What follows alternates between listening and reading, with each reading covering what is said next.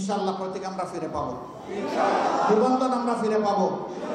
আমাদেরকে অবৈধ করার পরে অবৈধভাবে অবৈধ করেছিল, আমরা বৈধ হয়েছি, আর এখন জনগণের ঘৃণার পাত্রে পরিণত হয়েছে। তারা তিনটা নির্বাচন তারা করেছে, মানুষকে তারা মানুষ গণ্য করে নাই।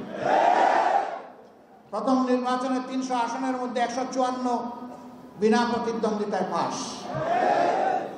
দ্বিতীয় নির্বাচন নিশিরাতের নির্বাচন। তৃতীয় নির্বাচন আমি আর দামি। এইভাবে গোটা নির্বাচনী ব্যবস্থা, গণতান্ত্রিক প্রতিষ্ঠান, সাংবিধানিক প্রতিষ্ঠান সবগুলাকে খেয়ে চিবিয়ে হজম করে ফেলেছে। কিছু সুশীল এখন মুখ তুলে বলে আওয়ামী লীগ কি আগামী নির্বাচনে আসতে পারবে? আওয়ামী লীগকে কখনো নির্বাচন চেয়েছে? আওয়ামী লীগ নির্বাচন চাইলে তিনটি নির্বাচন তাদের সুযোগ ছিল জনগণকে সুযোগ দেওয়ার, তারা তো দেয় নাই। যারা নিজেরাই নির্বাচনে বিশ্বাস করে না, আপনারা কারা?